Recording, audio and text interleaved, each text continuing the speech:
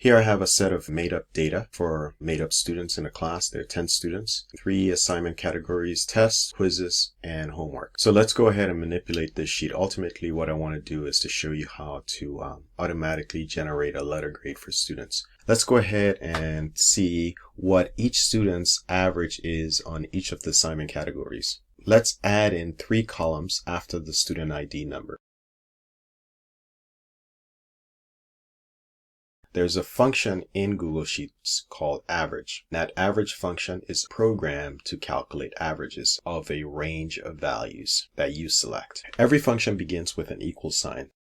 Once you start typing it in, it will give you options for functions. So these are the functions that all begin with average, and we want this one here. And now you have to select the range of values. Jonathan, we're going to be taking his 2 values here. He had a 67 on the first quiz and an 88 on the second. Now hit return.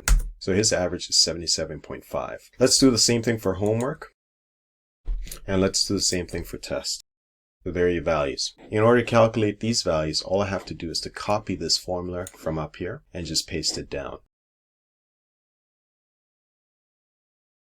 Let's go ahead and just use some colors to distinguish the different parts. Highlight these guys here.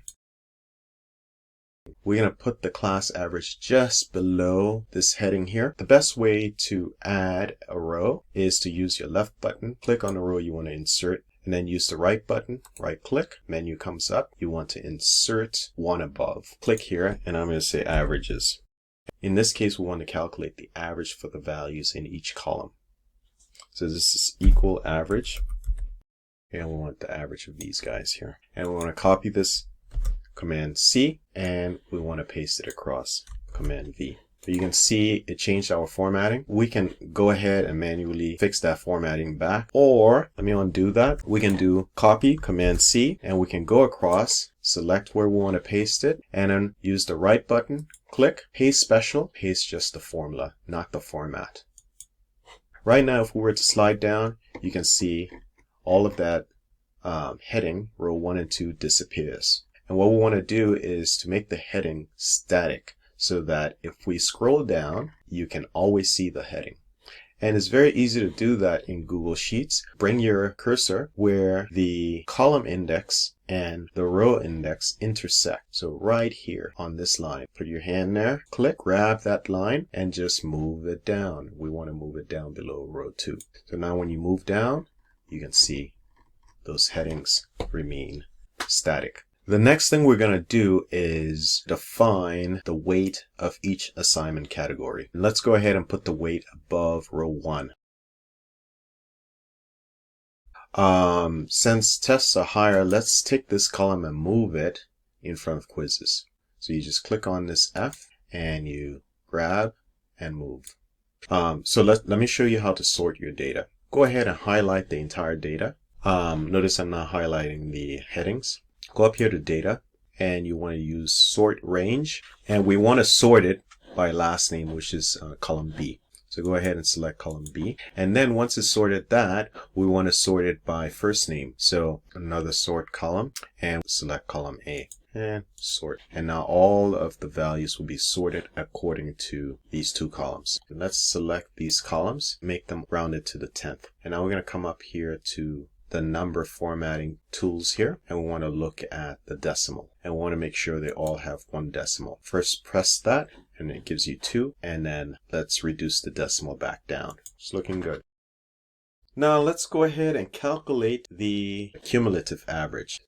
With the left button, click on column D, click on it again with the right button, and insert 1 to the left. And we're going to call this cumulative average. And let's copy this formula in here, Command C, and let's paste special, formula only. And now it's giving me this error reading because there are no values in here. But once we start adding values, it will correct. The average here is going to be whatever this value is times that plus whatever that value is times that plus whatever that value is times that. We're just going to type in the formula. So start with an equal, and it's going to be this. So click on this, times that value, plus, click on this, times that value, plus, click here, times that value. and hit return. So this student average is 86.2. We can copy this formula straight down, so Command C, and we can paste it down. It's going to give you a wrong calculation, but I want to show you this anyway.